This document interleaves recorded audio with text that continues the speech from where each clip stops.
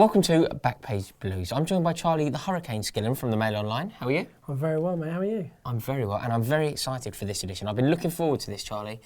There's a lot to get through, and I'm waiting with bated breath to hear the words, Paul Pogba is going to sign for Chelsea. Please say it to me. I mean, you've been on at me about this all summer, and for the first time, I think there's a glimmer of hope in it. I really do.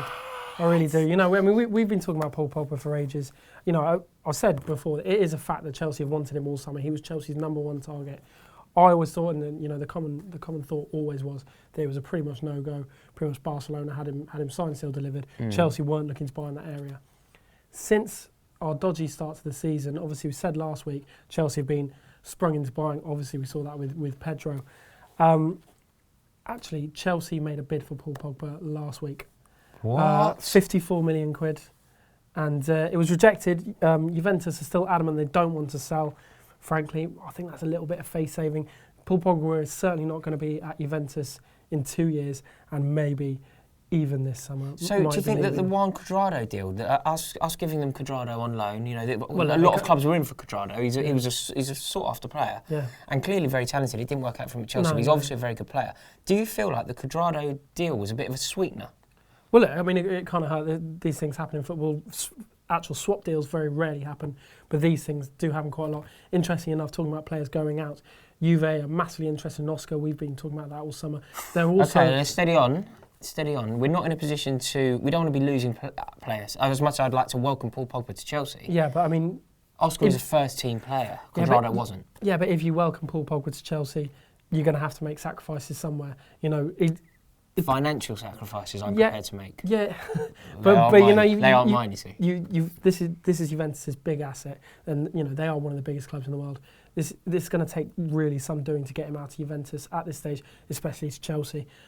They also want Ramirez. Now Mourinho would happily keep Ramirez. You know, Ramirez is a popular player with the fans and in the dressing room as well. And with me. Yeah. Well, of course. So Juventus want him, so that's a possible move. I mean, he's probably not quite in our first 11, but you know, I do think Ramirez gives us a good option. The other thing is Juventus on Wednesday morning actually leaked to the Italian media that they're in for Axel Witsel.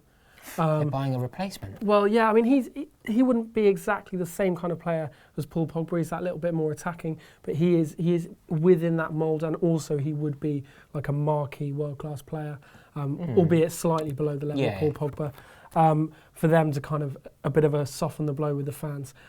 So at the minute, I think it's about 50-50. What? Chelsea will definitely go back in for Paul Pogba before the end of the transfer window. The slight hitch to all of this, and you know, I say slight, is that Barcelona believe they have first option on him. And throughout this whole summer, I've thought that him going to Barcelona next year is pretty much kind of the most likely outcome. That's probably still the case, but it's a hell of a lot less likely now. Chelsea are really looking to make a statement. Mourinho has, you know, he's desperate for a central midfielder. He's desperate for someone to sit next to Matic and create a... So is that what you envisage happening? He would sit with Matic and protect the back line and then Fabregas will play in front of them. You know, frankly for me, I actually think Fabregas has probably been our poorest player in the first 3 games. And at the tail end of last season. Out of anyone, yeah, exactly. And I think a lot of that, I can believe we played Fabregas in defensive midfield against Yaya Toure and Fernandinho. I don't think you can do that in big games. But he played so well there this time. Exactly 12 months ago. It was the pivot of Fabregas and Matic that allowed Chelsea to establish such a lead in the Premier League. But Chelsea had the ball the whole time in those games. We were playing so well. I'm talking about when the crunch is on and you're not playing that well. Right. You know, even West Brom, they carved us open quite a lot. You know, and frankly, I think Fabregas had another poor game. Not suggesting 1 minute we get rid of Cesc Fabregas, but I'd like to see him freed up, more creative role. And you know, a midfield of Pogba and Matic is frightening for any team. Brilliant. Adding sort of fuel to this brilliant fire that we are creating here.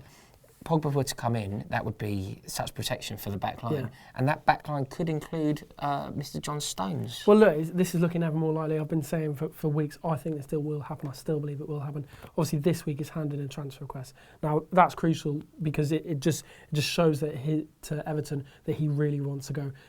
The situation hasn't changed that much. Chelsea really want him. Everton want to keep him. John Stones wants to go. That's been the case since day one. But by handing in a transfer request, he has waived all his rights to his bonuses and his loyalty payments. You know, I disagree with you, Everton need this deal to happen now. Everyone needs this deal to happen. Yeah, that's the point. I disagree with you here because I think that a transfer request actually changes everything. I think it completely has altered the landscape. I think before, Everton were maintaining that they wanted to keep the player. Martinez had only said that, Ken Wright had only said that, and Stones hadn't said anything. Well, look, now, they can't keep him. His rapport with the fans they can. His rapport with the fans is irreparably damaged. He true. Can't go back in there. Now, Everton need to get rid of him. They need to. In order to save face, you can't have a player playing for your club who has openly said they don't want to be there. I mean, if I was an Everton fan, the main thing I would want to see is, look, they're going to get about 35, 40 million for him. They want that money. They need to go and strengthen. They need that money. He's going to be leaving the club, you know, I'd say 90% this summer, 90% to Chelsea. Or sorry, if he leaves this summer, obviously he'll be to Chelsea. If they do manage to keep him for another year, he'll be going the summer after. So, to be frank, I think they should take the money. That's what a lot of Everton fans that I've spoken to think. Obviously, they're disappointed in John Stones, but you know, Frank, he has wanted to leave since day one, and you can't blame him. You know, it's got to the point where he is leaving for a club that can challenge for the league title, can challenge for the Champions League. He's going to be playing alongside John Terry. You know, I'm not saying every week, but he's going to be learning off John Terry. Learning from Mourinho. It's a good move for him as a man. Like, and now it's got to this point, 35, 40 million. You know, frankly, it doesn't matter what Roberto Martinez says in press conferences. Bill Kenwright needs to take that money. Everton needs to take that money. Right, okay. And do you know what, Charlie? We haven't spoken to you on Backpage Blues just because of the pace at which the transfer happened, about my favourite winger in the world at the moment, and that is the brilliant Pedro. Yes. Yeah, well, look, I mean, this deal's so mad. Obviously, we talked about Pedro this summer before, and when Chelsea were looking at him like a couple of months back. But Pedro to Man United was absolutely nailed on. Absolutely nailed on. And, I mean, literally within 24 hours last week, I think it was, what was it, Wednesday, Chelsea managed to get the deal done. So what, we just completely hijacked the deal? Well, I mean, there's obviously Man United sort of briefed that they kind of pulled out of the running. Yeah, obviously that's didn't want him anyway, man. No, exactly. I mean, that's not true. The timing of that statement is ridiculous. It is true that Van Gaal had reservations over him and how he would fit into the team and that. And that's been the case all summer. It was more of a club signing. But he's exactly what Manchester United need. Exactly. But you know, Ed Woodward flew out to Barcelona to try and get this deal done. You know, 48 hours before he signed for Chelsea. Man United wanted that player. They stalled over the deal. Pedro was never kind of completely sold on a move to United. Mourinho, recognising the need for, you know, a bit more zest in the team, phoned up Pedro personally, and Chelsea got the deal done by paying that little bit more up front with Barcelona. And just being keen, being more keen. Yeah, and showing that you wanted him. Just showing the play. And I think, you know... Fabregas's missus was working the magic as well, so thank you very much for that, Mrs. Fabregas. Daniela, cheers. Yeah. You know, and I think you see that. He was shown that he was wanted at Chelsea, and I mean, look at his debut. That was one of the best debuts, certainly the first half anyway. One of the best debuts I can remember debut, for a long time. Up there with Georgie Weah, in my opinion. Yeah, against Tottenham. That was on my 10th birthday. That game. Many happy returns. Right. Guys, thank you very much for watching. Please comment, let us know exactly what you think of these. And if you enjoyed this video, why not click the subscribe button? We will see you in a moment for part 2. Cheers for watching.